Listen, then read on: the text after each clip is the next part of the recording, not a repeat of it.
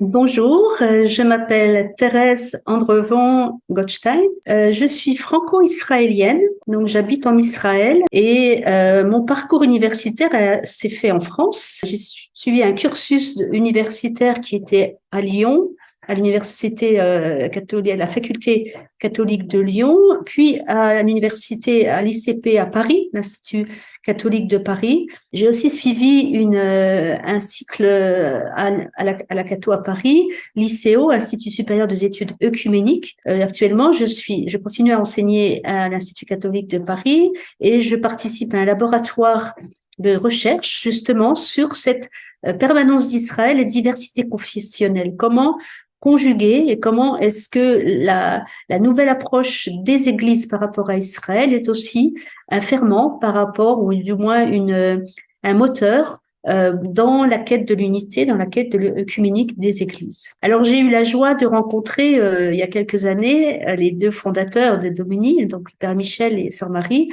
et c'est comme ça qu'est venue l'idée de proposer ce cours sur le judaïsme. Donc le premier cours, la première partie veut vraiment montrer comment le judaïsme est d'abord une identité qui repose sur la Torah et l'étude, donc c'est un peu le deuxième cours, dont un des fondements essentiels, c'est le Shabbat. Donc vous voyez, je commence par des approches qui sont existentielles en fin de compte, et en comment le peuple juif est façonné par ce que j'appelle un peu des pylônes, des poteaux qui permettent de porter l'ensemble du judaïsme. Et puis ensuite, on en vient aux étapes de la vie. Donc on essaie de retracer ces passages. Et préalablement, on traite du calendrier, parce que le calendrier en judaïsme est extrêmement important. Comment l'année fête s'organise, comment le temps est vécu dans le judaïsme. Et cette première partie se termine par la prière, comment la prière juive est-elle organisée.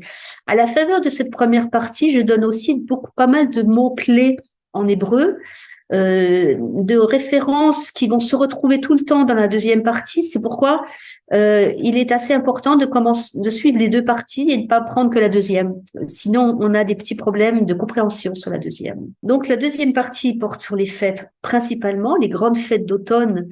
Donc, on passe à travers toutes ces fêtes-là. Et puis, cette deuxième partie se termine par deux autres aspects, alors là, qui sont plus sur le judaïsme à proprement parler. Mais je vous propose deux cours sur l'évolution de la théologie catholique vis-à-vis d'Israël. Donc, qui lui-même a deux sous-parties. Un peu quel a été pendant 2000 ans, pour faire très gros,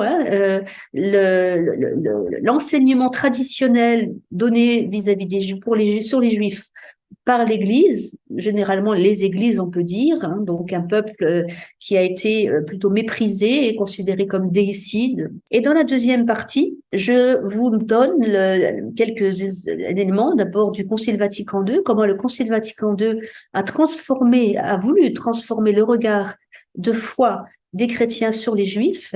Et puis, je vous propose un petit parcours pour dire qu'est-ce qui s'est passé après Vatican II. Bien sûr, tout ça, c'est un survol, mais je pensais que c'était important, dans le cadre d'un cours de Daubigny, de pas simplement présenter le judaïsme un peu comme une religion de l'altérité, que le judaïsme est, mais de voir aussi ce lien au christianisme et comment il a pu à travers l'histoire, se tisser, malheureusement de manière assez négative, et comment il se retisse aujourd'hui à la faveur de ce nouveau regard de foi des chrétiens sur les juifs.